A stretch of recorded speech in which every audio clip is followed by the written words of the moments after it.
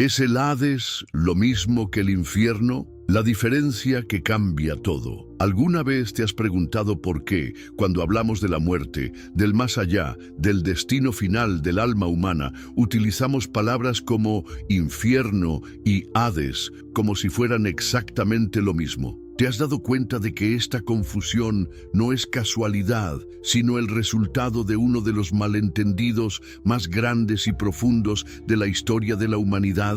Antes de continuar, si te gustan las historias inspiradoras y revelaciones que pueden cambiar tu perspectiva del mundo, no olvides suscribirte al canal para no perderte ningún momento de estos descubrimientos extraordinarios. ¿De qué país nos estás viendo? Y más importante aún, ¿a qué hora estás viendo este video? Déjamelo en los comentarios porque me encanta saber de dónde viene nuestra increíble comunidad de buscadores de la verdad. Y si estás viendo esto desde tu celular, no olvides darle a me gusta ahora mismo, porque eso ayuda muchísimo a que este contenido llegue a más personas que, como tú, buscan respuestas reales a preguntas profundas. Ahora, imagínate por un momento que todo lo que creías saber sobre el destino después de la muerte estuviera basado en una traducción incorrecta. Imagínate que durante más de 2000 años, la humanidad occidental ha vivido con una comprensión distorsionada de uno de los conceptos más fundamentales de la existencia humana. ¿Cambiaría eso tu forma de ver la vida, la muerte, el juicio, la esperanza? Porque eso es exactamente lo que vamos a descubrir hoy. La diferencia entre Hades e infierno no es solo una curiosidad académica para eruditos en Torres de Marfil. Es una diferencia que ha moldeado religiones enteras, que ha influenciado el arte durante milenios, que ha dado forma a nuestros miedos más profundos y a nuestras esperanzas más preciadas. ¿Estás preparado para un viaje que va a desafiar todo lo que creías saber? ¿Estás listo para descubrir cómo una confusión de traducción cambió el curso de la historia espiritual de Occidente? Porque lo que estás a punto de escuchar no es solo información, es una revelación que puede transformar completamente tu comprensión del más allá. Caso, primera parte. Orígenes antiguos. La verdad detrás de los conceptos. El Hades en la mitología griega, mucho más que un lugar de castigo. ¿Sabías que cuando los antiguos griegos hablaban del Hades, no estaban describiendo un lugar de tormento eterno lleno de fuego y azufre? ¿Te has preguntado alguna vez cómo era realmente este reino subterráneo en la mente de quienes lo concibieron originalmente? Para entender verdaderamente qué era el Hades, tenemos que transportarnos a la Grecia antigua, aproximadamente entre los siglos 8 y 5 a.C. En esta época, cuando Homero componía la Ilíada y la Odisea, cuando los filósofos presocráticos comenzaban a cuestionar la naturaleza de la realidad, el concepto del Hades era radicalmente diferente de lo que muchos imaginan hoy. El Hades, en su concepción original, era simplemente el reino de los muertos. No era un lugar de castigo, no era un destino reservado para los malvados, no era una dimensión de sufrimiento eterno. Era, literalmente, el lugar donde todas las almas iban después de la muerte, sin excepción. ¿Te das cuenta de la diferencia fundamental? Todos los muertos, los buenos, los malos, los héroes, los cobardes, los nobles, los plebeyos, todos tenían el mismo destino, el Hades. Pero aquí viene algo fascinante que cambia toda la perspectiva. El dios Hades, quien gobernaba este reino, no era una figura malévola como Satanás en la tradición cristiana. ¿Cómo describirían los griegos a Hades? Era severo, sí, era inflexible en sus decisiones, ciertamente, pero era fundamentalmente justo. Los griegos lo veían como un administrador cósmico, no como un torturador sádico. ¿Y sabes qué es lo más interesante? El reino del Hades tenía diferentes sectores, diferentes barrios, si podemos llamarlos así. Estaban los campos elíseos, donde iban las almas de los héroes y los justos, un lugar de paz y felicidad eterna. estaban los asfódelos, una especie de limbo neutro donde permanecían la mayoría de las almas comunes, existiendo en un estado gris, pero no de sufrimiento. Y sí, también estaba el Tártaro, pero este era reservado para los grandes criminales contra los dioses, como Tántalo o Sísifo. ¿Ves la diferencia? El Hades griego era un sistema complejo y matizado, no una condena universal. Era un reflejo de la justicia cósmica, donde cada alma recibía lo que merecía, pero dentro de un marco que reconocía la complejidad moral de la existencia humana.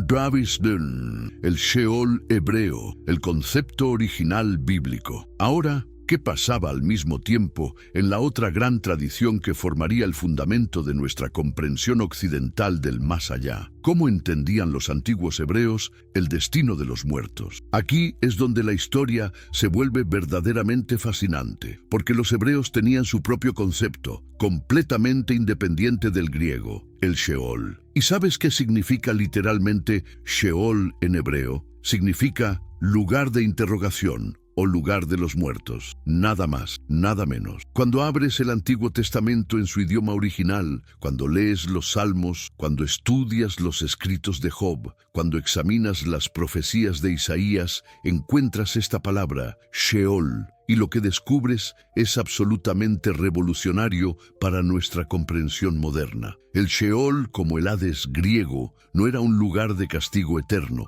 era simplemente donde iban los muertos. Pero aquí hay una diferencia crucial que muchos no conocen. El Sheol era visto como un estado temporal. ¿Temporal? Sí, porque los hebreos creían en la resurrección, creían que habría un día cuando los muertos serían levantados del Sheol. ¿Te has preguntado alguna vez por qué en el Salmo 16:10 David dice, no abandonarás mi alma en el Sheol? ¿O por qué en el libro de Oseas Dios dice, del poder del Sheol, los redimiré, los libraré de la muerte? Porque el Sheol no era visto como un destino final e irreversible, sino como una condición transitoria. Imagínate el impacto de esta revelación. Durante siglos, los hebreos entendieron la muerte no como una sentencia final, sino como un estado de espera. El Sheol era como una sala de espera cósmica, donde las almas permanecían hasta el día de la resurrección general. ¿Y sabes qué más es fascinante? En el Sheol, según la concepción hebrea original, no había tormentos eternos, no había fuego, no había demonios torturando a las almas. Era un lugar de silencio, de descanso, de espera. Era neutro moralmente hablando. El Draus, la gran confusión histórica, cuando dos mundos colisionaron. Ahora viene la parte que cambia todo, la parte que explica cómo llegamos a la confusión masiva que existe hoy. ¿Qué pasó cuando estos dos mundos, el griego y el hebreo, se encontraron? ¿Cómo se mezcló el Sheol con el Hades? Todo comenzó en Alejandría, Egipto, aproximadamente en el siglo III a.C. ¿Sabes qué estaba pasando en Alejandría en esa época? Era el centro intelectual del mundo mediterráneo, donde se encontraban las culturas griega, egipcia y judía. Era allí donde vivía una gran comunidad judía que había adoptado el griego como su lengua principal. Estos judíos alejandrinos enfrentaron un problema que cambiaría la historia. Necesitaban traducir sus escrituras sagradas del hebreo al griego. ¿Por qué? Porque muchos judíos de la diáspora ya no hablaban hebreo con fluidez. Y así nació la Septuaginta, la primera gran traducción de la Biblia hebrea al griego. Pero aquí está el problema que nadie anticipó. ¿Cómo traduces la palabra hebrea Sheol al griego? Los traductores se encontraron con que no había una palabra griega que correspondiera exactamente al concepto hebreo. El Sheol era único en su concepción. ¿Qué hicieron entonces? Tomaron la decisión que cambiaría la historia. Tradujeron Sheol como Hades. En la superficie parecía lógico. Ambos eran lugares donde iban los muertos. Ambos estaban abajo, en el mundo subterráneo. Ambos eran universales en el sentido de que todos los muertos iban allí. ¿Pero te das cuenta del problema? Al hacer esta traducción, inconscientemente mezclaron dos sistemas de creencias completamente diferentes. El Sheol hebreo, con su concepto de temporalidad y esperanza de resurrección, se fusionó con el Hades griego, con toda su mitología compleja y su estructura de diferentes destinos para diferentes tipos de almas. Esta traducción no fue solo un intercambio de palabras, fue una fusión de cosmovisiones que crearía confusiones que perdurarían durante milenios. ¿Te imaginas el impacto? De repente, los lectores griegos de la Biblia estaban leyendo sobre el Hades cuando el texto original hablaba del Sheol y viceversa. Y aquí está lo más impactante de todo. Esta confusión se extendió. Cuando los romanos tradujeron los textos griegos al latín, cuando los padres de la iglesia primitiva comenzaron a desarrollar la doctrina cristiana, cuando los misioneros llevaron el cristianismo a Europa occidental, llevaron consigo esta confusión terminológica. ¿Te das cuenta de lo que esto significa? Significa que durante más de 2000 años, la comprensión occidental del más allá ha estado basada en una mezcla de conceptos que originalmente eran distintos y separados. El infierno que conocemos hoy es en realidad una amalgama del Sheol hebreo, del Hades griego y de desarrollos doctrinales posteriores que veremos más adelante. Pense, segunda parte, la transformación cristiana. ¿Cómo nació el infierno? El Gehenna, el verdadero infierno de las enseñanzas de Jesús. ¿Te has preguntado alguna vez qué palabra usaba realmente Jesús cuando hablaba de castigo eterno? ¿Decía Hades? ¿Mencionaba el Sheol? La respuesta te va a sorprender, porque Jesús usaba una palabra completamente diferente, una palabra que tiene una historia física, geográfica y simbólica fascinante. Gehenna. ¿Sabes dónde estaba el Gehenna? No era un concepto abstracto, no era una dimensión espiritual invisible. El Gehenna era un lugar real, físico, que cualquier persona en Jerusalén en los tiempos de Jesús conocía perfectamente. Era el valle de Hinnom, ubicado justo al sur de la ciudad de Jerusalén. Pero ¿por qué este valle tenía una reputación tan siniestra? ¿Qué había pasado allí que lo convirtió en símbolo del juicio divino más severo? La historia es escalofriante y fascinante al mismo tiempo. Durante los reinados de algunos reyes malvados de Judá, especialmente Acaz y Manasés, el valle de Hinnom se había convertido en el lugar donde se practicaban los sacrificios de niños al dios Moloch. ¿Te imaginas el horror que esto representaba para la conciencia judía? Este valle se había convertido en el símbolo de la mayor abominación posible, el sacrificio de lo más inocente y preciado. Cuando el rey Josías llevó a cabo su gran reforma religiosa, una de las primeras cosas que hizo fue profanar completamente el valle de Hinnom, para que nunca más pudiera ser usado para estos rituales abominables. ¿Cómo lo profanó? Lo convirtió en el basurero de Jerusalén, donde se quemaban los desperdicios, donde se echaban los cadáveres de los criminales ejecutados, donde ardía constantemente un fuego que consumía la inmundicia de la ciudad. ¿Puedes visualizar la escena? Un valle donde el fuego nunca se apagaba, donde constantemente se alzaba humo, donde los gusanos devoraban los desperdicios orgánicos, donde el hedor era constante. ¿Te suena familiar esta descripción? Donde el gusano no muere y el fuego nunca se apaga. Estas son las palabras exactas que Jesús usó para describir el Gehenna. Pero aquí está lo crucial que cambia toda nuestra comprensión. Cuando Jesús hablaba del Gehenna, no estaba hablando del Hades griego, no estaba hablando del Sheol hebreo, estaba usando la imagen más poderosa y visceral que su audiencia podía entender para describir el destino final de quienes rechazan completamente a Dios. ¿Y sabes cuántas veces menciona Jesús el Gehenna en los evangelios? 12 veces. 12 veces usa esta palabra específica, cargada de significado histórico y simbólico. ¿Y cuántas veces habla del Hades? Solo 3 veces, y en contextos completamente diferentes. La evolución del concepto de infierno en el cristianismo primitivo. Ahora, ¿qué pasó después de que Jesús ascendió al cielo? ¿Cómo evolucionaron estos conceptos en las mentes de los primeros cristianos? ¿Cómo se desarrolló la doctrina del infierno que conocemos hoy? Aquí es donde la historia se vuelve verdaderamente compleja y fascinante. Los primeros cristianos eran principalmente judíos que habían aceptado a Jesús como el Mesías. Ellos entendían perfectamente la diferencia entre Sheol, Hades y Gehenna. Para ellos, estas no eran palabras intercambiables. Pero cuando el cristianismo comenzó a expandirse más allá de las fronteras judías, cuando comenzó a llegar a las comunidades griegas y romanas, algo interesante empezó a suceder. Los nuevos convertidos gentiles no tenían el trasfondo cultural judío para entender las sutilezas de estos diferentes conceptos. ¿Qué hicieron entonces los líderes cristianos? Comenzaron a desarrollar una teología que pudiera comunicar estas verdades complejas a audiencias con trasfondos culturales muy diferentes. Y en este proceso, algo inevitable sucedió. Los conceptos comenzaron a mezclarse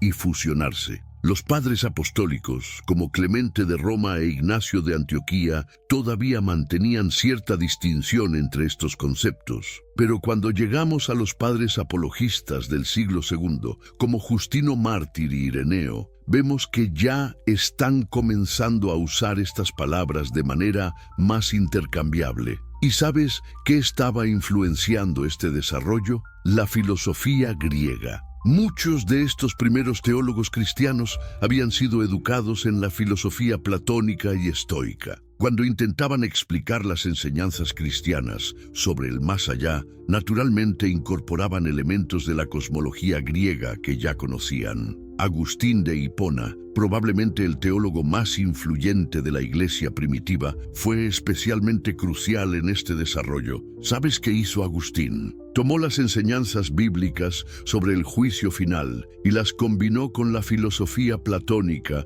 sobre la eternidad del alma y la naturaleza del castigo divino. Pero aquí está lo fascinante. Incluso Agustín luchó con estos conceptos. En sus escritos puedes ver que a veces usa infierno para referirse al estado intermedio de los muertos, a veces para referirse al castigo final después del juicio y a veces para describir el tormento presente de la conciencia culpable.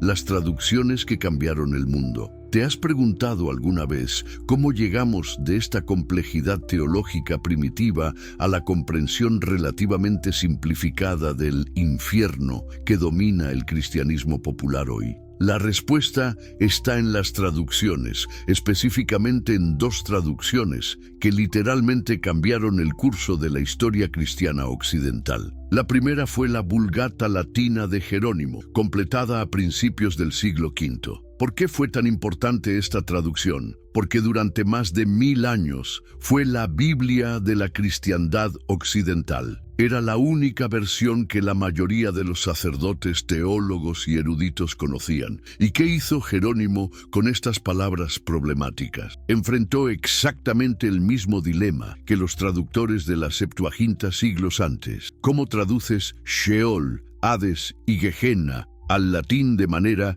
que la audiencia romana pudiera entender? Jerónimo tomó una decisión que reverberaría a través de los siglos. Tradujo las tres palabras principalmente como infernus, infierno. ¿Te das cuenta del impacto? De repente en la Biblia latina parecía que todas estas referencias se estaban refiriendo al mismo lugar, al mismo concepto. Pero aquí está lo que muchos no saben. Jerónimo sabía que estaba simplificando. En sus comentarios y cartas, él mismo explicaba las diferencias entre estos conceptos, pero su traducción, por necesidad práctica, tuvo que usar un vocabulario más limitado. ¿Y cuál fue el resultado? Durante la Edad Media, cuando la educación estaba limitada principalmente al clero, cuando la mayoría de las personas no podían leer, cuando toda la teología se basaba en la Vulgata Latina, la distinción entre estos conceptos se perdió casi por completo. Luego vino la segunda gran transformación, las traducciones a las lenguas vernáculas durante la Reforma. ¿Qué pasó cuando Lutero tradujo la Biblia al alemán, cuando Tyndale la tradujo al inglés, cuando se hicieron traducciones al francés, español, italiano? Estos traductores enfrentaron el mismo problema. pero ahora agravado por siglos de fusión conceptual. La mayoría simplemente siguió el precedente de la Vulgata y tradujo todas estas palabras como infierno en sus respectivos idiomas. ¿Te imaginas el impacto acumulativo? Primero, la Septuaginta mezcló Sheol con Hades. Luego, la Vulgata fusionó todo bajo Infernus. Finalmente, las traducciones vernáculas consolidaron esta fusión en las lenguas que la gente común podía entender. Y así, paso a paso, traducción por traducción, siglo tras siglo, la rica complejidad de los conceptos bíblicos originales sobre el más allá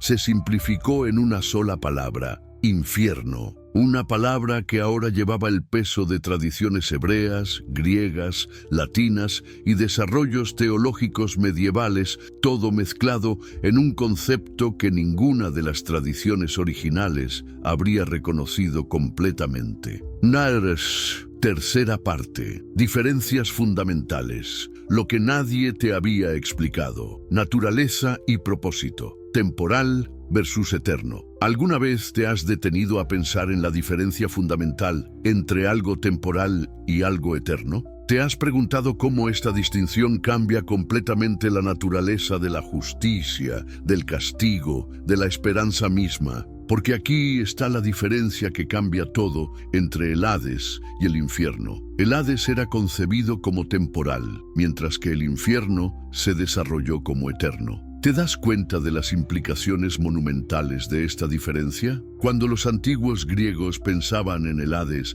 lo veían como un estado transitorio. ¿Por qué? Porque creían que eventualmente habría una renovación cósmica, un nuevo ciclo del universo donde incluso los muertos podrían tener oportunidades diferentes. Algunos filósofos griegos, especialmente los estoicos, creían en la apocatastasis, la restauración final de todas las cosas, y el Sheol hebreo, como ya vimos, era definitivamente temporal. Los hebreos creían firmemente en la resurrección. El Sheol era simplemente donde las almas esperaban hasta el día cuando Dios levantaría a los muertos. ¿Recuerdas las palabras del profeta Daniel? Muchos de los que duermen en el polvo de la tierra despertarán, unos para vida eterna, otros para vergüenza y confusión perpetua. Pero ¿qué pasó cuando se desarrolló la doctrina del infierno cristiano? Se convirtió en eterno, irreversible, final. ¿Por qué esta diferencia es tan crucial? Porque cambia completamente la naturaleza de la justicia divina que estamos describiendo. Si el castigo es temporal, entonces hay esperanza de redención, hay posibilidad de arrepentimiento. Hay espacio para el crecimiento espiritual, incluso después de la muerte. Pero si el castigo es eterno, entonces la muerte se convierte en la línea final absoluta, después de la cual no hay posibilidad de cambio, crecimiento o redención. ¿Te has preguntado alguna vez qué tipo de justicia representa mejor el carácter de un Dios amoroso? ¿Una justicia que mantiene abierta la puerta de la esperanza o una justicia que la cierra para siempre en el momento de la muerte física? Geografía espiritual, complejidad versus simplicidad. ¿Cómo imaginas el más allá? ¿Como un lugar simple con dos destinos, cielo o infierno? ¿O como algo mucho más complejo y matizado? La diferencia entre el Hades y el infierno también se revela en su geografía espiritual. El Hades griego era increíblemente complejo en su estructura. ¿Recuerdas que mencionamos los diferentes sectores? No era simplemente un lugar de tormento uniforme. Tenía los campos elíseos para los héroes y los justos, donde vivían en felicidad eterna. Tenía los asfódelos para las almas comunes, donde existían en un estado neutro, ni feliz ni desdichado. Y tenía áreas de castigo como el Tártaro, pero solo para los grandes criminales contra los dioses. ¿Te das cuenta de lo que esto representa? Una comprensión matizada de la justicia moral. Los griegos entendían que no todas las personas son igualmente buenas o malas, que hay gradaciones en la moralidad humana y que por lo tanto debería haber gradaciones correspondientes en el destino después de la muerte. ¿Y sabes qué más es fascinante sobre el Hades griego? No era estático. Las almas podían moverse entre diferentes sectores basado en sus acciones o en intervenciones divinas. Había historias de héroes que descendían al Hades para rescatar a seres queridos. Había relatos de dioses que modificaban el destino de ciertas almas. El Sheol hebreo tenía su propia complejidad diferente. No era descrito como teniendo diferentes sectores como el Hades griego, pero tenía diferentes niveles de existencia. Algunos textos hebreos hablan de los justos que descansan en el Sheol, mientras que otros hablan de los malvados que están inquietos allí. Pero ¿qué pasó cuando se desarrolló el concepto cristiano del infierno? Se simplificó dramáticamente. El infierno se convirtió en un lugar uniforme de tormento, donde todos los condenados sufren el mismo castigo eterno. ¿Por qué esta simplificación? Parte de la razón fue práctica. Era más fácil predicar y enseñar sobre un concepto simple que sobre uno complejo. Parte fue teológica. Algunos teólogos argumentaron que todos los pecados son igualmente ofensivos ante un Dios santo. Y parte fue cultural. Las sociedades medievales tendían a pensar en términos más absolutos, menos graduales. ¿Pero te has preguntado qué se perdió en esta simplificación? Se perdió el reconocimiento de que la moralidad humana es compleja, de que las personas no son simplemente buenas o malas, de que la justicia verdadera requiere proporcionalidad entre el delito y el castigo. Dulxen, implicaciones teológicas, esperanza versus desesperanza. ¿Cuál es la diferencia más profunda y transformadora entre entender el destino de los muertos como Hades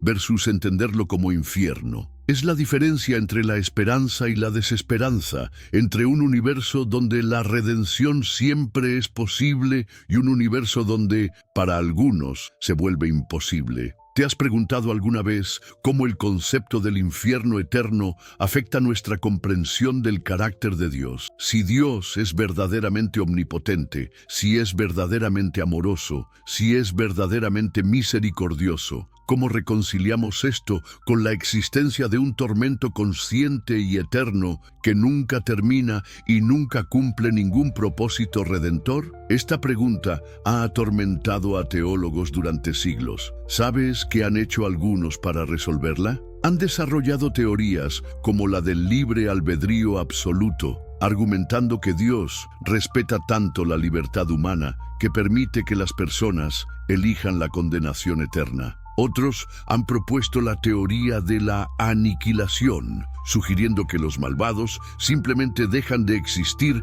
en lugar de sufrir eternamente. Pero ¿qué pasa si la confusión fundamental está en haber mezclado conceptos que originalmente eran diferentes? ¿Qué pasa si el problema teológico surge de haber fusionado el Hades temporal con el Gehenna simbólico para crear un infierno que ninguna de las tradiciones originales realmente enseñaba? ¿Te imaginas cómo cambiaría nuestra comprensión de la evangelización si entendemos que el destino después de la muerte no es necesariamente final e irreversible? ¿Cómo cambiaría nuestra comprensión del sufrimiento si viéramos incluso el castigo divino como potencialmente redentor en lugar de simplemente retributivo? ¿Y qué hay de nuestra comprensión de la justicia social? Si creemos que toda injusticia será finalmente rectificada, que toda víctima será vindicada, que todo opresor enfrentará las consecuencias de sus acciones, pero dentro de un marco que mantiene abierta la posibilidad de redención y restauración,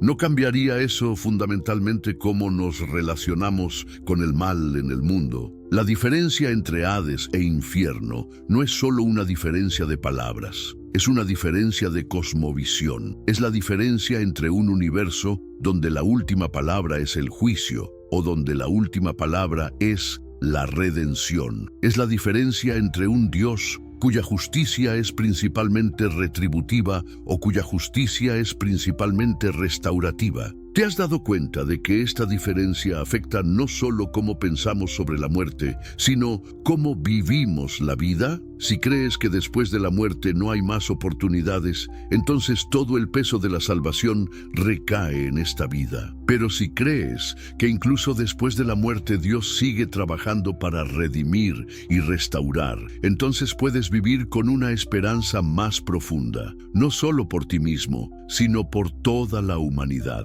Esta es la diferencia que cambia todo. No es solo una cuestión de terminología académica, es una cuestión de esperanza versus desesperanza, de un Dios cuyo amor es condicional versus un Dios cuyo amor es verdaderamente incondicional, de un universo donde algunos están perdidos para siempre versus un universo donde nadie está más allá de la posibilidad de redención. ¿Y sabes qué es lo más extraordinario de todo esto? Que esta comprensión no es nueva. Ha estado allí todo el tiempo, en los textos originales, en las palabras que realmente usaron los escritores bíblicos, en las concepciones originales de estas tradiciones antiguas. Solo se perdió en las traducciones, en las fusiones culturales, en las simplificaciones doctrinales. Pero ahora que lo sabes, ahora que entiendes la diferencia, ¿cómo va a cambiar tu perspectiva? ¿Cómo va a afectar tu fe, tu esperanza, tu forma de ver a Dios y su justicia? Porque esa es la diferencia que verdaderamente cambia todo. ¿Es el Hades lo mismo que el infierno? La diferencia que cambia todo. Roteiro expandido. Introducción. ¿Alguna vez te has preguntado por qué cuando hablamos de la muerte, del más allá, del destino final del alma humana, utilizamos palabras como infierno y Hades como si fueran exactamente lo mismo? ¿Te has dado cuenta de que esta confusión no es casualidad, sino el resultado de uno de los malentendidos más grandes y profundos de la historia de la humanidad? Antes de continuar, si te gustan las historias inspiradoras y revelaciones que pueden cambiar tu perspectiva del mundo, no olvides suscribirte al canal para no perderte ningún momento de estos descubrimientos extraordinarios. ¿De qué país nos estás viendo? Y más importante aún, ¿a qué hora estás viendo este video? Déjamelo en los comentarios porque me encanta saber de dónde viene nuestra increíble comunidad de buscadores de la verdad. Y si estás viendo esto desde tu celular, no olvides darle a me gusta ahora mismo, porque eso ayuda muchísimo a que este contenido llegue a más personas que, como tú, buscan respuestas reales a preguntas profundas. Ahora, imagínate por un momento que todo lo que creías saber sobre el destino después de la muerte estuviera basado en una traducción incorrecta. Imagínate que durante más de 2000 años la humanidad occidental ha vivido con una comprensión distorsionada de uno de los conceptos más fundamentales de la existencia humana. ¿Cambiaría eso tu forma de ver la vida, la muerte, el juicio, la esperanza? Porque eso es exactamente lo que vamos a descubrir hoy. La diferencia entre Hades e infierno no es solo una curiosidad académica para eruditos en Torres de Marfil. Es una diferencia que ha moldeado religiones enteras, que ha influenciado el arte durante milenios, que ha dado forma a nuestros miedos más profundos y a nuestras esperanzas más preciadas. ¿Estás preparado para un viaje que va a desafiar todo lo que creías saber? ¿Estás listo para descubrir cómo una confusión de traducción cambió el curso de la historia espiritual de Occidente? Porque lo que estás a punto de escuchar no es solo información, es una revelación que puede transformar completamente tu comprensión del más allá. Tashu, primera parte. Orígenes antiguos, la verdad detrás de los conceptos. El Hades en la mitología griega, mucho más que un lugar de castigo. ¿Sabías que cuando los antiguos griegos hablaban del Hades, no estaban describiendo un lugar de tormento eterno lleno de fuego y azufre? ¿Te has preguntado alguna vez cómo era realmente este reino subterráneo en la mente de quienes lo concibieron originalmente? Para entender verdaderamente qué era el Hades, tenemos que transportarnos a la Grecia antigua, aproximadamente entre los siglos VIII y V a.C. En esta época, cuando Homero componía la Ilíada y la Odisea, cuando los filósofos presocráticos comenzaban a cuestionar la naturaleza de la realidad, el concepto del Hades era radicalmente diferente de lo que muchos imaginan hoy. El Hades, en su concepción original, era simplemente el reino de los muertos. No era un lugar de castigo, no era un destino reservado para los malvados, no era una dimensión de sufrimiento eterno. Era, literalmente, el lugar donde todas las almas iban después de la muerte, sin excepción. ¿Te das cuenta de la diferencia fundamental? Todos los muertos, los buenos, los malos, los héroes, los cobardes, los nobles, los plebeyos, Todos tenían el mismo destino, el Hades. Pero aquí viene algo fascinante que cambia toda la perspectiva. El dios Hades, quien gobernaba este reino, no era una figura malévola como Satanás en la tradición cristiana, como describirían los griegos a Hades. Era severo, sí, era inflexible en sus decisiones, ciertamente, pero era fundamentalmente justo. Los griegos lo veían como un administrador cósmico, no como un torturador sádico. ¿Y sabes qué es lo más interesante? El reino del Hades tenía diferentes sectores, diferentes barrios, si podemos llamarlos así. Estaban los campos elíseos, donde iban las almas de los héroes y los justos, un lugar de paz y felicidad eterna. Estaban los asfódelos, una especie de limbo neutro donde permanecían la mayoría de las almas comunes, existiendo en un estado gris, pero no de sufrimiento. Y sí, también estaba el Tártaro, pero este era reservado para los grandes criminales contra los dioses, como Tántalo o Sísifo. ¿Ves la diferencia? El Hades griego era un sistema complejo y matizado, no una condena universal. Era un reflejo de la justicia cósmica, donde cada alma recibía lo que merecía, pero dentro de un marco que reconocía la complejidad moral de la existencia humana. Dravisden, el Sheol hebreo, el concepto original bíblico. Ahora, ¿qué pasaba al mismo tiempo en la otra gran tradición que formaría el fundamento de nuestra comprensión occidental del más allá? ¿Cómo entendían los antiguos hebreos el destino de los muertos? Aquí es donde la historia se vuelve verdaderamente fascinante, porque los hebreos tenían su propio concepto, completamente independiente del griego, el Sheol. ¿Y sabes qué significa literalmente Sheol en hebreo? Significa lugar de interrogación o lugar de los muertos. Nada más, nada menos. Cuando abres el Antiguo Testamento en su idioma original, cuando lees los Salmos, cuando estudias los escritos de Job, cuando examinas las profecías de Isaías, encuentras esta palabra, Sheol, y lo que descubres es absolutamente revolucionario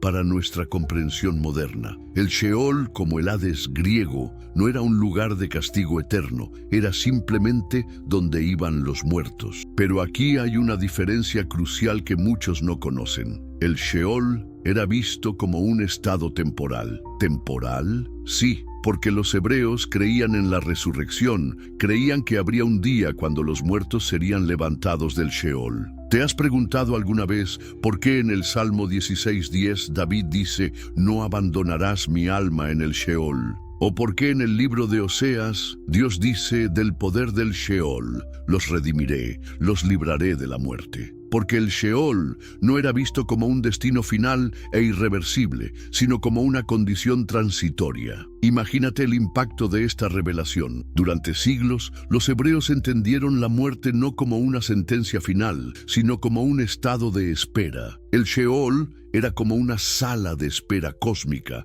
donde las almas permanecían hasta el día de la resurrección general. ¿Y sabes qué más es fascinante? En el Sheol, según la concepción hebrea original, no había tormentos eternos, no había fuego, no había demonios torturando a las almas. Era un lugar de silencio, de descanso, de espera. Era neutro moralmente hablando. El Draus, la gran confusión histórica, cuando dos mundos colisionaron. Ahora viene la parte que cambia todo, la parte que explica cómo llegamos a la confusión masiva que existe hoy. ¿Qué pasó cuando estos dos mundos, el griego y el hebreo, se encontraron? ¿Cómo se mezcló el Sheol con el Hades? Todo comenzó en Alejandría, Egipto, aproximadamente en el siglo III a.C. ¿Sabes qué estaba pasando en Alejandría en esa época? Era el centro intelectual del mundo mediterráneo, donde se encontraban las culturas griega, egipcia y judía. Era allí donde vivía una gran comunidad judía que había adoptado el griego como su lengua principal. Estos judíos alejandrinos enfrentaron un problema que cambiaría la historia. Necesitaban traducir sus escrituras sagradas del hebreo al griego. ¿Por qué? Porque muchos judíos de la diáspora ya no hablaban hebreo con fluidez. Y así nació la Septuaginta, la primera gran traducción de la Biblia hebrea al griego. Pero aquí está el problema que nadie anticipó. ¿Cómo traduces la palabra hebrea Sheol al griego? Los traductores se encontraron con que no había una palabra griega que correspondiera exactamente al concepto hebreo. El Sheol era único en su concepción. ¿Qué hicieron entonces? Tomaron la decisión que cambiaría la historia. Tradujeron Sheol como Hades. En la superficie parecía lógico. Ambos eran lugares donde iban los muertos. Ambos estaban abajo, en el mundo subterráneo. Ambos eran universales en el sentido de que todos los muertos iban allí. ¿Pero te das cuenta del problema? Al hacer esta traducción, inconscientemente mezclaron dos sistemas de creencias completamente diferentes. El Sheol hebreo, con su concepto de temporalidad y esperanza de resurrección, se fusionó con el Hades griego, con toda su mitología compleja y su estructura de diferentes destinos para diferentes tipos de almas. Esta traducción no fue solo un intercambio de palabras, fue una fusión de cosmovisiones que crearía confusiones que perdurarían durante milenios. ¿Te imaginas el impacto? De repente, los lectores griegos de la Biblia estaban leyendo sobre el Hades cuando el texto original hablaba del Sheol, y viceversa. Y aquí está lo más impactante de todo. Esta confusión se extendió. Cuando los romanos tradujeron los textos griegos al latín, cuando los padres de la iglesia primitiva comenzaron a desarrollar la doctrina cristiana, cuando los misioneros llevaron el cristianismo a Europa occidental, llevaron consigo esta confusión terminológica. ¿Te das cuenta de lo que esto significa? Significa que durante más de 2000 años, la comprensión occidental del más allá ha estado basada en una mezcla de conceptos que originalmente eran distintos y separados. El infierno que conocemos hoy es en realidad una amalgama del Sheol hebreo, del Hades griego y de desarrollos doctrinales posteriores que veremos más adelante. Arbitrio, segunda parte, la transformación cristiana. ¿Cómo nació el infierno? El Gehenna, el verdadero infierno de las enseñanzas de Jesús. ¿Te has preguntado alguna vez qué palabra usaba realmente Jesús cuando hablaba de castigo eterno? ¿Decía Hades? ¿Mencionaba el Sheol? La respuesta te va a sorprender, porque Jesús usaba una palabra completamente diferente, una palabra que tiene una historia física, geográfica y simbólica fascinante. Gehenna. ¿Sabes dónde estaba el Gehenna? No era un concepto abstracto, no era una dimensión espiritual invisible. El Gehenna era un lugar real, físico, que cualquier persona en Jerusalén en los tiempos de Jesús conocía perfectamente. Era el valle de Hinnom, ubicado justo al sur de la ciudad de Jerusalén. Pero ¿por qué este valle tenía una reputación tan siniestra? ¿Qué había pasado allí que lo convirtió en símbolo del juicio divino más severo? La historia es escalofriante y fascinante al mismo tiempo. Durante los reinados de algunos reyes malvados de Judá, especialmente Acaz y Manasés, el valle de Hinnom se había convertido en el lugar donde se practicaban los sacrificios de niños al dios Moloc. ¿Te imaginas el horror que esto representaba para la conciencia judía? Este valle se había convertido en el símbolo de la mayor abominación posible, el sacrificio de lo más inocente y preciado. Cuando el rey Josías llevó a cabo su gran reforma religiosa, una de las primeras cosas que hizo fue profanar completamente el valle de Hinnom, para que nunca más pudiera ser usado para estos rituales abominables. ¿Cómo lo profanó? Lo convirtió en el basurero de Jerusalén, donde se quemaban los desperdicios,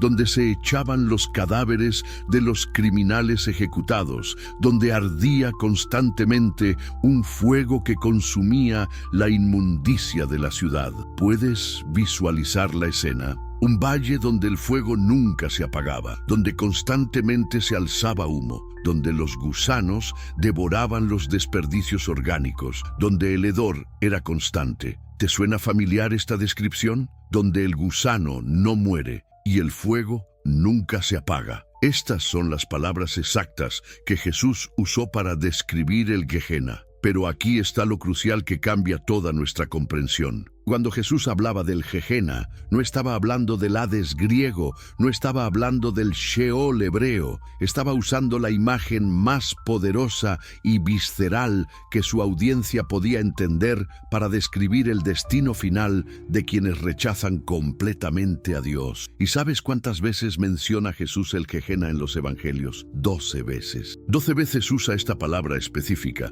cargada de significado histórico y simbólico. ¿Y cuántas veces habla del Hades? Solo 3 veces, y en contextos completamente diferentes. La evolución del concepto de infierno en el cristianismo primitivo. Ahora, ¿qué pasó después de que Jesús ascendió al cielo? ¿Cómo evolucionaron estos conceptos en las mentes de los primeros cristianos? ¿Cómo se desarrolló la doctrina del infierno que conocemos hoy? Aquí es donde la historia se vuelve verdaderamente compleja y fascinante. Los primeros cristianos eran principalmente judíos que habían aceptado a Jesús como el Mesías. Ellos entendían perfectamente la diferencia entre Sheol, Hades y Gehenna. Para ellos, estas no eran palabras intercambiables. Pero cuando el cristianismo comenzó a expandirse más allá de las fronteras judías, cuando comenzó a llegar a las comunidades griegas y romanas, algo interesante empezó a suceder. Los nuevos convertidos gentiles no tenían el trasfondo cultural judío para entender las sutilezas de estos diferentes conceptos. ¿Qué hicieron entonces los líderes cristianos? Comenzaron a desarrollar una teología que pudiera comunicar estas verdades complejas a audiencias con trasfondos culturales muy diferentes. Y en este proceso, algo inevitable sucedió. Los conceptos comenzaron a mezclarse y fusionarse. Los padres apostólicos, como Clemente de Roma e Ignacio de Antioquía, todavía mantenían cierta distinción entre estos conceptos. Pero cuando llegamos a los padres apologistas del siglo II, como Justino Mártir y Ireneo, vemos que ya están comenzando a usar estas palabras de manera más intercambiable. ¿Y sabes qué estaba influenciando este desarrollo? La filosofía griega. Muchos de estos primeros teólogos cristianos habían sido educados en la filosofía platónica y estoica. Cuando intentaban explicar las enseñanzas cristianas sobre el más allá, naturalmente incorporaban elementos de la cosmología griega que ya conocían. Agustín de Hipona, probablemente el teólogo más influyente de la iglesia primitiva, fue especialmente crucial en este desarrollo. ¿Sabes qué hizo Agustín? Tomó las enseñanzas bíblicas sobre el juicio final y las combinó con la filosofía platónica sobre la eternidad del alma y la naturaleza del castigo divino. Pero aquí está lo fascinante. Incluso Agustín luchó con estos conceptos. En sus escritos puedes ver que a veces usa infierno para referirse al estado intermedio de los muertos, a veces para referirse al castigo final después del juicio y a veces para describir el tormento presente de la conciencia culpable. Las traducciones que cambiaron el mundo. ¿Te has preguntado alguna vez cómo llegamos de esta complejidad teológica primitiva a la comprensión relativamente simplificada del infierno que domina el cristianismo popular hoy? La respuesta está en las traducciones, específicamente en 2 traducciones que literalmente cambiaron el curso de la historia cristiana occidental. La primera fue la Vulgata Latina de Jerónimo, completada a principios del siglo V. ¿Por qué fue tan importante esta traducción? Porque durante más de 1000 años fue la Biblia de la cristiandad occidental. Era la única versión que la mayoría de los sacerdotes, teólogos y eruditos conocían. ¿Y qué hizo Jerónimo con estas palabras problemáticas? Enfrentó exactamente el mismo dilema que los traductores de la Septuaginta siglos antes. ¿Cómo traduces Sheol, Hades y Gehenna al latín de manera que la audiencia romana pudiera entender? Jerónimo tomó una decisión que reverberaría a través de los siglos. Tradujo las 3 palabras principalmente como infernus, infierno. ¿Te das cuenta del impacto? De repente en la Biblia latina parecía que todas estas referencias se estaban refiriendo al mismo lugar, al mismo concepto. Pero aquí está lo que muchos no saben. Jerónimo sabía que estaba simplificando. En sus comentarios y cartas, Él mismo explicaba las diferencias entre estos conceptos, pero su traducción, por necesidad práctica, tuvo que usar un vocabulario más limitado. ¿Y cuál fue el resultado? Durante la Edad Media, cuando la educación estaba limitada principalmente al clero, cuando la mayoría de las personas no podían leer, cuando toda la teología se basaba en la Vulgata latina, la distinción entre estos conceptos se perdió casi por completo. Luego vino la segunda gran transformación,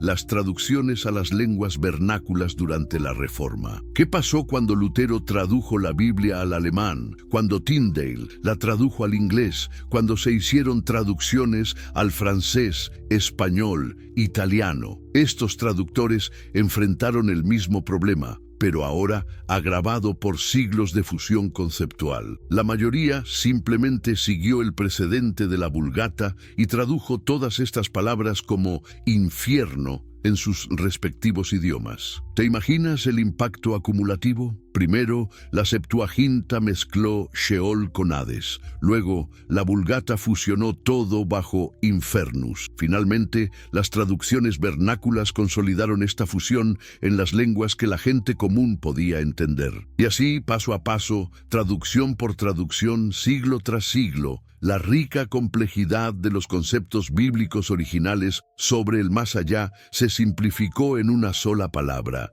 infierno. Una palabra que ahora llevaba el peso de tradiciones hebreas, griegas, latinas y desarrollos teológicos medievales, todo mezclado en un concepto que ninguna de las tradiciones originales habría reconocido completamente. Nares. Tercera parte. Diferencias fundamentales. Lo que nadie te había explicado. Naturaleza y propósito. Temporal versus eterno. ¿Alguna vez te has detenido a pensar en la diferencia fundamental entre algo temporal y algo eterno? ¿Te has preguntado cómo esta distinción cambia completamente la naturaleza de la justicia, del castigo, de la esperanza misma? Porque aquí está la diferencia que cambia todo entre el Hades y el infierno. El Hades era concebido como temporal, mientras que el infierno se desarrolló como eterno. ¿Te das cuenta de las implicaciones monumentales de esta diferencia? Cuando los antiguos griegos pensaban en el Hades,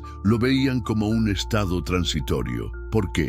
Porque creían que eventualmente habría una renovación cósmica, un nuevo ciclo del universo donde incluso los muertos podrían tener oportunidades diferentes. Algunos filósofos griegos, especialmente los estoicos, creían en la apocatastasis, la restauración final de todas las cosas, y el Sheol hebreo, como ya vimos, era definitivamente temporal. Los hebreos creían firmemente en la resurrección. El Sheol era simplemente donde las almas esperaban hasta el día cuando Dios levantaría a los muertos. ¿Recuerdas las palabras del profeta Daniel? Muchos de los que duermen en el polvo de la tierra despertarán, unos para vida eterna, otros para vergüenza y confusión perpetua. Pero ¿qué pasó cuando se desarrolló la doctrina del infierno cristiano? Se convirtió en eterno, irreversible, final. ¿Por qué esta diferencia es tan crucial? Porque cambia completamente la naturaleza de la justicia divina que estamos describiendo. Si el castigo es temporal,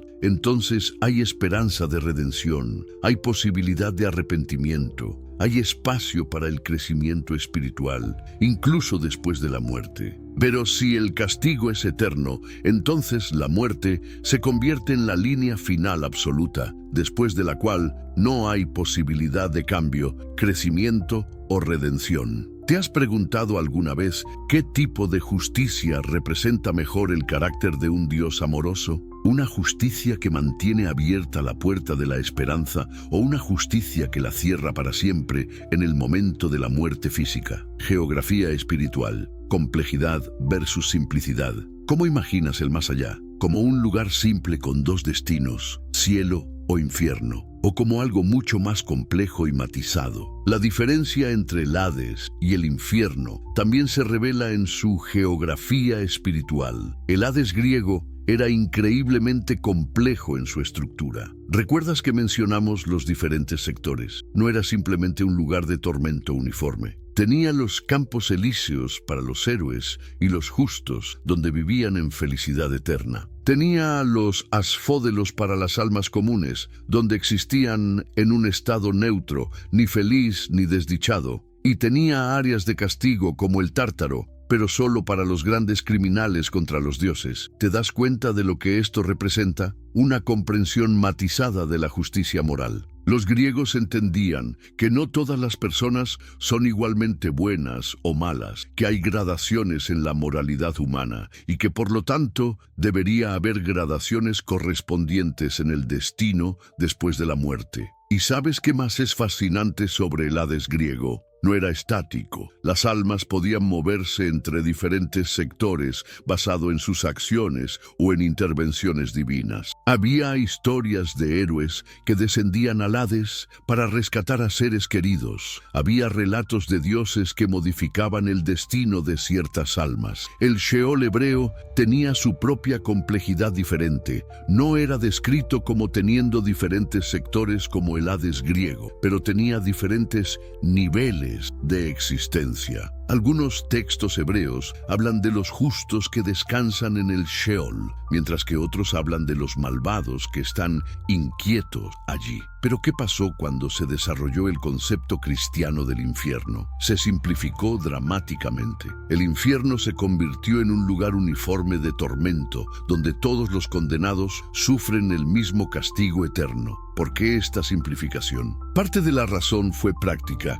Era más fácil predicar y enseñar sobre un concepto simple que sobre uno complejo. Parte fue teológica. Algunos teólogos argumentaron que todos los pecados son igualmente ofensivos ante un Dios santo. Y parte fue cultural. Las sociedades medievales tendían a pensar en términos más absolutos, menos graduales. ¿Pero te has preguntado qué se perdió en esta simplificación? Se perdió el reconocimiento de que la moralidad humana es compleja, de que las personas no son simplemente buenas o malas, de que la justicia verdadera requiere proporcionalidad entre el delito y el castigo. Dulxen, implicaciones teológicas, esperanza versus desesperanza. ¿Cuál es la diferencia más profunda y transformadora entre entender el destino de los muertos como Hades versus entenderlo como infierno? Es la diferencia entre la esperanza y la desesperanza, entre un universo donde la redención siempre es posible y un universo donde, para algunos, se vuelve imposible. ¿Te has preguntado alguna vez cómo el concepto del infierno eterno afecta nuestra comprensión del carácter de Dios? Si Dios es verdaderamente omnipotente, si es verdaderamente amoroso, si es verdaderamente misericordioso, ¿cómo reconciliamos esto con la existencia de un tormento consciente y eterno que nunca termina y nunca cumple ningún propósito redentor? Esta pregunta ha atormentado a teólogos durante siglos. ¿Sabes qué han hecho algunos para resolverla? Han desarrollado teorías como la del libre albedrío absoluto, argumentando que Dios respeta tanto la libertad humana que permite que las personas elijan la condenación eterna. Otros han propuesto la teoría de la aniquilación, sugiriendo que los malvados simplemente dejan de existir en lugar de sufrir eternamente. Pero ¿qué pasa si la confusión fundamental está en haber mezclado conceptos que originalmente eran diferentes? ¿Qué pasa si el problema teológico surge de haber fusionado el Hades temporal con el Gehenna simbólico para crear un infierno que ninguna de las tradiciones originales realmente enseñaba? ¿Te imaginas cómo cambiaría nuestra comprensión de la evangelización si entendemos que el destino después de la muerte no es necesariamente final e irreversible? ¿Cómo cambiaría nuestra comprensión del sufrimiento si viéramos incluso el castigo divino como potencialmente redentor en lugar de simplemente retributivo? ¿Y qué hay de nuestra comprensión de la justicia social? Si creemos que toda injusticia será finalmente rectificada, que toda víctima será vindicada, que todo opresor enfrentará las consecuencias de sus acciones, pero dentro de un marco que mantiene abierta la posibilidad de redención y restauración, ¿no cambiaría eso fundamentalmente cómo nos relacionamos con el mal en el mundo? La diferencia entre Hades e infierno no es solo una diferencia de palabras. es una diferencia de cosmovisión. Es la diferencia entre un universo donde la última palabra es el juicio o donde la última palabra es la redención. Es la diferencia entre un Dios cuya justicia es principalmente retributiva o cuya justicia es principalmente restaurativa. ¿Te has dado cuenta de que esta diferencia afecta no solo cómo pensamos sobre la muerte, sino cómo vivimos la vida? Si crees que después de la muerte no hay más oportunidades, entonces todo el peso de la salvación recae en esta vida. Pero si crees que incluso después de la muerte Dios sigue trabajando para redimir y restaurar, entonces puedes vivir con una esperanza más profunda, no solo por ti mismo, sino por toda la humanidad. Esta es la diferencia que cambia todo. No es solo una cuestión de terminología académica, es una cuestión de esperanza versus desesperanza, de un Dios cuyo amor es condicional versus un Dios cuyo amor es verdaderamente incondicional, de un universo donde algunos están perdidos para siempre versus un universo donde nadie está más allá de la posibilidad de redención. ¿Y sabes qué es lo más extraordinario de todo esto? Que esta comprensión no es nueva. Ha estado allí todo el tiempo, en los textos originales, en las palabras que realmente usaron los escritores bíblicos, en las concepciones originales de estas tradiciones antiguas. Solo se perdió en las traducciones, en las fusiones culturales, en las simplificaciones doctrinales. Pone pues esto cuarta parte. Revelaciones modernas. La verdad que está cambiando el mundo. Si estás disfrutando esta revelación histórica que puede cambiar tu perspectiva para siempre, no olvides suscribirte al canal para no perderte ningún momento de estos descubrimientos extraordinarios que pueden transformar tu comprensión del mundo. Y me encantaría saber de dónde nos estás viendo y a qué hora estás descubriendo esta verdad. ¿De qué país eres? ¿Son las mañanas en tu lugar? ¿O tal vez es una noche tranquila donde estás reflexionando sobre estos temas profundos? Déjamelo en los comentarios. Si estás viendo esto desde tu celular, ahora es el momento perfecto para darle me gusta, porque eso ayuda tremendamente a que más personas puedan descubrir esta verdad que puede cambiar sus vidas. Ubris, el despertar académico. Cuando los eruditos modernos redescubrieron la verdad, ¿te has preguntado alguna vez qué pasó cuando los eruditos modernos, armados con nuevos métodos de investigación histórica y arqueológica, comenzaron a examinar estos textos antiguos con ojos frescos? ¿Qué descubrieron cuando aplicaron la lingüística comparada, la crítica textual y la arqueología bíblica a estos conceptos que durante siglos habían sido fusionados? El despertar comenzó en el siglo XVIII durante la Ilustración, cuando por primera vez en más de 1000 años los eruditos tuvieron acceso tanto a los manuscritos originales como a las herramientas intelectuales para analizarlos críticamente. ¿Sabes quién fue uno de los primeros en notar estas discrepancias? Johann Albrecht Bengel, un erudito alemán que en 1734 publicó un análisis crítico del Nuevo Testamento griego que señalaba las diferencias entre Hades y Gehenna en los textos originales. Pero el verdadero punto de inflexión llegó con el trabajo de eruditos como Friedrich Schleiermacher y posteriormente con la Escuela de Crítica Bíblica Alemana del siglo XIX. ¿Qué descubrieron estos investigadores cuando comenzaron a estudiar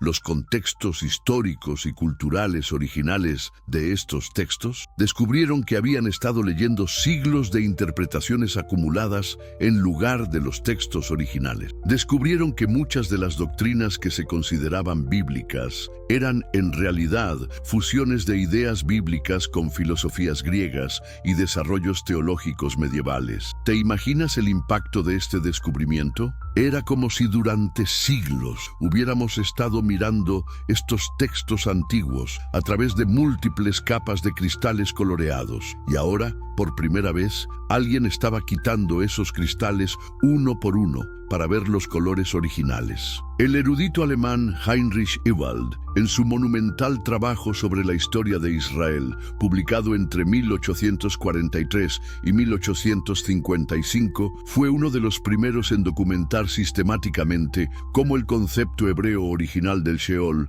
había sido progresivamente reinterpretado a través de las traducciones griegas y latinas. ¿Y sabes qué descubrió Ewald que cambió todo? Que en los textos hebreos más antiguos, el Sheol no solo era temporal, sino que era visto como un lugar desde el cual Dios podía rescatar a las personas. Encontró referencias en los Salmos, en Job, en los profetas, donde se habla de ser levantado del Sheol, de ser redimido del Sheol, de subir del Sheol. Bikun, la revolución arqueológica, cuando las piedras comenzaron a hablar. Pero ¿qué pasó cuando los arqueólogos comenzaron a desenterrar las ciudades antiguas, los templos, las tumbas, los papiros que nos daban una ventana directa a cómo realmente pensaban y creían las personas en los tiempos bíblicos? Confirmaron estos descubrimientos arqueológicos lo que los eruditos estaban encontrando en los textos. La revolución arqueológica del siglo XIX y XX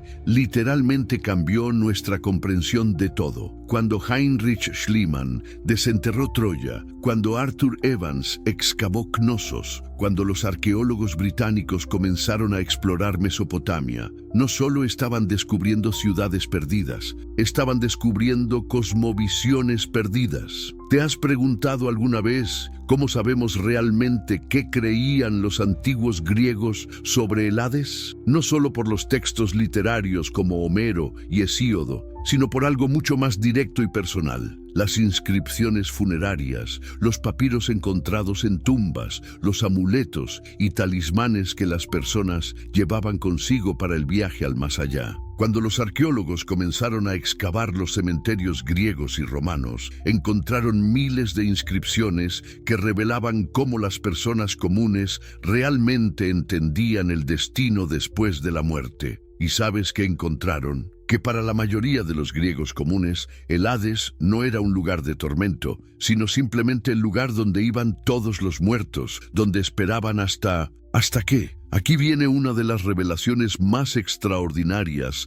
de la arqueología moderna. Los papiros encontrados en Egipto, especialmente los papiros mágicos griegos, revelan que muchos griegos creían en múltiples oportunidades después de la muerte, en la posibilidad de que las almas pudieran cambiar su condición en el Hades, incluso en la posibilidad de reencarnación o de algún tipo de liberación final. ¿Te imaginas lo que esto significa? Significa que incluso entre los griegos paganos, la idea de un destino final e irrevocable después de la muerte no era universal. Había esperanza, había posibilidad de cambio, había espacio para la redención incluso después de la muerte. Pero la revolución arqueológica realmente explosiva vino con los descubrimientos en Palestina. Cuando los arqueólogos comenzaron a excavar las sinagogas antiguas, las tumbas judías, los osarios del período del Segundo Templo, ¿qué encontraron sobre las creencias judías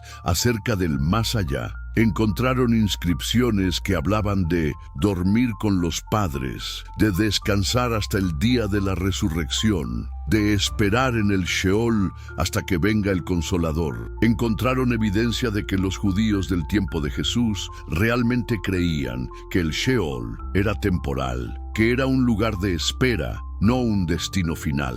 ¿Y sabes qué más encontraron que cambió completamente nuestra comprensión? Encontraron evidencia de diversidad de creencias incluso dentro del judaísmo del primer siglo. Los saduceos no creían en la resurrección, los fariseos sí creían. Los esenios tenían sus propias ideas complejas sobre el más allá, y había otros grupos con perspectivas diferentes. Esta diversidad arqueológicamente documentada nos ayuda a entender por qué los primeros cristianos tuvieron que navegar a través de tantas ideas diferentes sobre el destino después de la muerte, y por qué fue tan fácil que conceptos diferentes se mezclaran y fusionaran. El impacto de los manuscritos antiguos cuando los papiros hablaron. Pero ¿sabes cuál fue el descubrimiento que realmente revolucionó todo? Los papiros de Nag Hammadi. en 1945 y los rollos del Mar Muerto en 1947. ¿Te imaginas qué se sintió para los eruditos cuando de repente tuvieron acceso a textos que habían estado perdidos durante casi 2000 años? Los rollos del Mar Muerto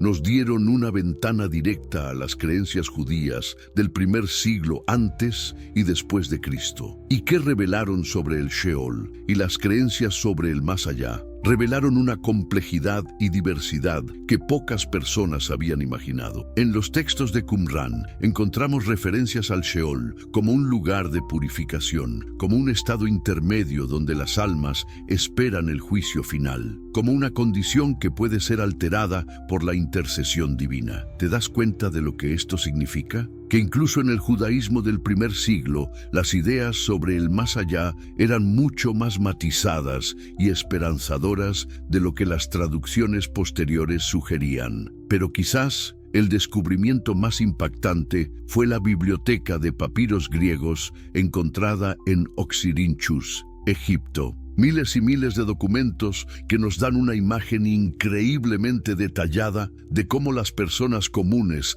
en el mundo grecorromano realmente vivían, pensaban y creían. ¿Sabes qué encontraron los eruditos cuando comenzaron a estudiar estos papiros? Cartas personales donde las personas hablaban de sus seres queridos que descansan en el Hades hasta el día de la renovación. Contratos mágicos donde las personas trataban de comunicarse con los muertos que están en el Hades pero no han partido para siempre. Testamentos donde las personas expresaban esperanza de reunirse con sus familias cuando el Hades libere a sus prisioneros. ¿Te imaginas el impacto de estos descubrimientos? Revelaron que incluso en el mundo pagano, la idea de que la muerte era el final absoluto no era universal. Había esperanza, había creencia en algún tipo de continuidad, había expectativa de algún tipo de resolución final donde incluso los muertos podrían participar.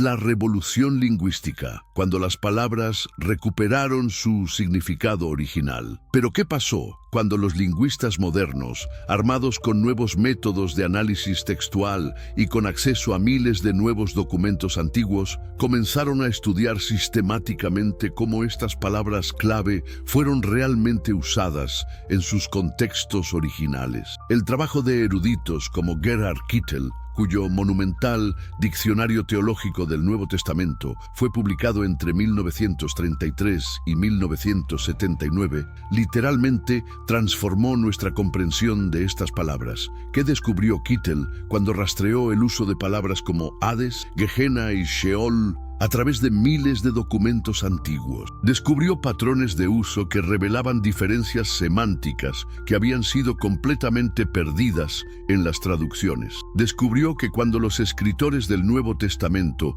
usaban la palabra Hades, generalmente estaban hablando del estado intermedio de los muertos, mientras que cuando usaban Gehenna, estaban hablando del juicio final escatológico. ¿Te das cuenta de la importancia de esta distinción? Significa que incluso en el Nuevo Testamento, estos conceptos no eran intercambiables. Tenían significados específicos y distintos que se perdieron cuando las traducciones posteriores las fusionaron bajo la palabra infierno. Pero la revolución lingüística realmente explosiva vino con el desarrollo de la computación y las bases de datos digitales. Por primera vez en la historia, los eruditos pudieron buscar y analizar instantáneamente cada uso de estas palabras en todo el corpus de literatura antigua disponible. ¿Y qué reveló este análisis computacional masivo? Reveló patrones que ningún erudito individual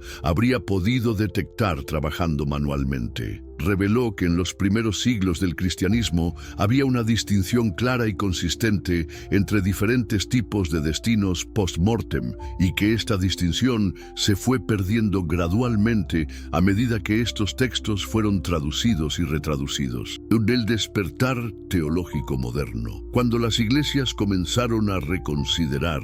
Pero ¿qué pasó cuando todos estos descubrimientos académicos comenzaron a filtrarse desde las universidades hacia las iglesias, desde los seminarios hacia las congregaciones. ¿Cómo reaccionaron las diferentes denominaciones cristianas cuando se confrontaron con evidencia de que algunas de sus doctrinas tradicionales podrían estar basadas en malentendidos históricos? Aquí es donde la historia se vuelve verdaderamente fascinante y compleja. Algunas denominaciones abrazaron estos nuevos descubrimientos y comenzaron a revisar sus doctrinas. Otras los resistieron firmemente, argumentando que la tradición era más importante que la investigación histórica. Y otras adoptaron posiciones intermedias, reconociendo los descubrimientos pero manteniendo las interpretaciones tradicionales por razones pastorales. ¿Sabes cuál fue una de las primeras denominaciones en reconocer públicamente estas diferencias? Los metodistas. Ya en el siglo XIX, teólogos metodistas como Adam Clarke estaban escribiendo comentarios bíblicos que distinguían claramente entre Sheol, Hades y Gehenna, y que cuestionaban la doctrina tradicional del tormento eterno consciente. Pero el verdadero punto de inflexión vino en el siglo XX con el trabajo de teólogos como Karl Barth, Emil Brunner y posteriormente Jürgen Moltmann. Estos teólogos, influenciados por los nuevos descubrimientos bíblicos y arqueológicos, comenzaron a desarrollar lo que se conoce como escatología de la esperanza. ¿Qué proponía esta nueva escatología? Que el destino final de toda la humanidad no es la división eterna entre salvados y condenados, sino la reconciliación universal de todas las cosas con Dios. Y basaban esta propuesta, en parte, en la comprensión renovada de lo que realmente significaban estas palabras en sus contextos originales. ¿Te imaginas la controversia que esto creó? Por primera vez en siglos, teólogos respetados estaban cuestionando públicamente una de las doctrinas más fundamentales del cristianismo tradicional. Estaban sugiriendo que la idea del tormento eterno consciente podría ser un malentendido histórico en lugar de una enseñanza bíblica central. ¿Ves? Las controversias contemporáneas, la batalla por la verdad histórica. Pero ¿qué está pasando hoy, en el siglo XXI, cuando estas ideas han tenido tiempo de desarrollarse y cuando tenemos acceso a más información histórica que cualquier generación anterior? ¿Se han resuelto estas controversias o se han intensificado? La respuesta es compleja y fascinante. Por un lado, nunca antes en la historia hemos tenido acceso a tanta información precisa sobre los contextos originales de estos textos. Los descubrimientos continúan. Cada año se publican nuevos papiros, nuevas inscripciones, nuevos análisis lingüísticos que nos dan una imagen cada vez más clara de lo que realmente creían y enseñaban las personas en los tiempos bíblicos. Por otro lado, nunca antes ha habido tanta resistencia a cambiar doctrinas tradicionales basadas en nueva evidencia histórica. ¿Por qué esta resistencia? Porque estas doctrinas no son solo ideas abstractas, son fundamentos de identidad religiosa, son bases de sistemas teológicos completos, son elementos centrales de la fe personal de millones de personas. ¿Te has preguntado alguna vez qué pasa cuando la investigación histórica desafía creencias profundamente arraigadas? Lo que pasa es exactamente lo que estamos viendo hoy. Una división entre aquellos que priorizan la precisión histórica y aquellos que priorizan la continuidad tradicional. Pero aquí está lo verdaderamente extraordinario de nuestro momento histórico. Por primera vez desde los primeros siglos del cristianismo, estas discusiones están saliendo de los círculos académicos cerrados y llegando a las personas comunes. Videos como este, libros populares, podcasts, debates en línea, están haciendo que información que antes estaba limitada a eruditos especializados sea accesible para cualquier persona interesada en la verdad. ¿Y sabes qué está pasando como resultado? Una nueva generación de cristianos está emergiendo que no está dispuesta a aceptar respuestas tradicionales simplemente porque son tradicionales. Están haciendo preguntas, están investigando por sí mismos, están demandando que sus los líderes religiosos les den respuestas que sean tanto históricamente precisas como espiritualmente satisfactorias. Esta es la revolución silenciosa que está ocurriendo ahora mismo, mientras tú estás viendo este video. Es una revolución de conocimiento, una revolución de comprensión, una revolución que está devolviendo estos conceptos antiguos a sus significados originales después de siglos de confusión. Dare versus conclusión final, la revelación que cambia todo para siempre. Después de este extraordinario viaje a través de más de 2 milenios de historia, después de haber desentrañado las complejidades de traducciones, culturas y desarrollos doctrinales, después de haber visto cómo los descubrimientos modernos están revolucionando nuestra comprensión de estos conceptos antiguos, llegamos al momento de la verdad. ¿Qué significa realmente todo esto? ¿Por qué importa tanto esta diferencia entre Hades e infierno? ¿Cómo cambia esto no solo nuestra comprensión intelectual, sino nuestra experiencia personal de fe, esperanza y vida? La respuesta es tan profunda como transformadora. Si el Hades era realmente lo que era en su concepción original, un estado temporal donde todas las almas esperaban hasta la resurrección final, y si el Gehenna era realmente lo que Jesús quiso decir, una imagen simbólica del juicio divino que consume el mal, pero no necesariamente tormenta a las personas para siempre, entonces toda nuestra comprensión del carácter de Dios, de la naturaleza de la justicia divina, del destino final de la humanidad, toma una dimensión completamente nueva. ¿Te das cuenta de lo que esto significa para nuestra comprensión del amor de Dios? Si Dios es verdaderamente amor, como declara el apóstol Juan, entonces su justicia también debe ser amorosa, y la justicia amorosa no se satisface simplemente con el castigo, se satisface con la restauración. No busca la venganza eterna, busca la reconciliación final. ¿Y qué significa esto para nuestra comprensión de la esperanza? Si incluso después de la muerte hay posibilidad de redención, si incluso en el estado intermedio de los muertos, Dios sigue trabajando para reconciliar todas las cosas consigo mismo, entonces podemos vivir con una esperanza que se extiende más allá de esta vida. Una esperanza que abraza no solo a nosotros mismos y a nuestros seres queridos, sino a toda la humanidad. ¿Te imaginas cómo esto cambia nuestra forma de relacionarnos con aquellos que consideramos perdidos? Si la muerte no es la línea final absoluta, si incluso después de la muerte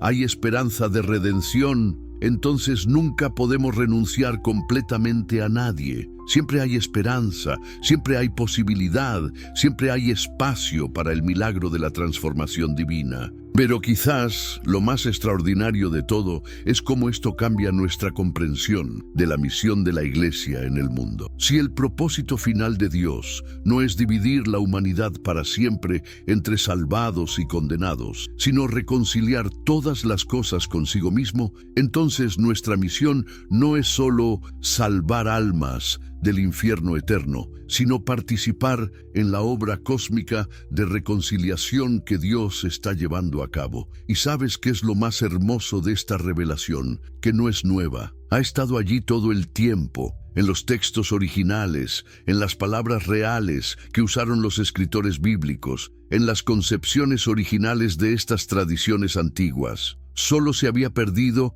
en las traducciones, en las fusiones culturales, en las simplificaciones doctrinales que ocurrieron a lo largo de los siglos. Pero ahora, en nuestro tiempo, con nuestro acceso sin precedentes a la información histórica, con nuestras herramientas modernas de investigación, con nuestra capacidad de mirar directamente a través de las capas de interpretación acumuladas para ver los colores originales de estos textos antiguos, tenemos la oportunidad de redescubrir verdades que se habían perdido durante milenios. Esta es la diferencia que cambia todo. No es solo una diferencia de palabras, es una diferencia de visión del mundo. Es la diferencia entre un universo donde algunos están perdidos para siempre y un universo donde nadie está más allá del alcance del amor redentor de Dios. Es la diferencia entre una justicia que es principalmente punitiva y una justicia que es principalmente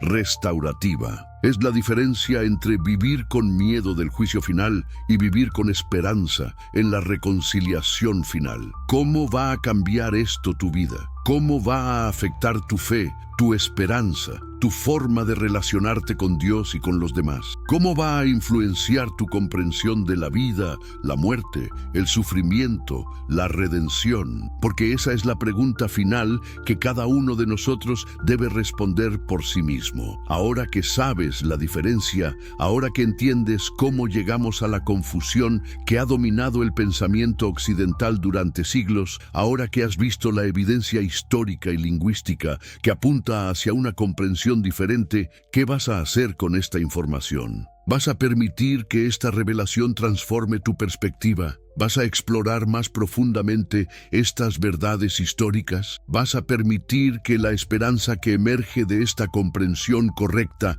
cambie la forma en que vives, amas y te relacionas con el mundo? Si este video ha tocado tu corazón, si ha desafiado tus preconcepciones, si ha encendido una chispa de esperanza o curiosidad en tu alma, compártelo. Porque hay millones de personas que necesitan escuchar esta verdad, que necesitan saber que la confusión de siglos puede ser clarificada, que las preguntas profundas tienen respuestas, que la esperanza es más profunda y amplia de lo que muchos han imaginado. Déjame un comentario contándome cómo esta revelación ha impactado tu perspectiva. Dale me gusta si crees que más personas necesitan conocer esta diferencia histórica crucial. Suscríbete porque tenemos más verdades transformadoras que explorar juntos. Y recuerda, la diferencia entre Hades e infierno no es solo una curiosidad histórica. Es una ventana hacia la naturaleza misma del amor,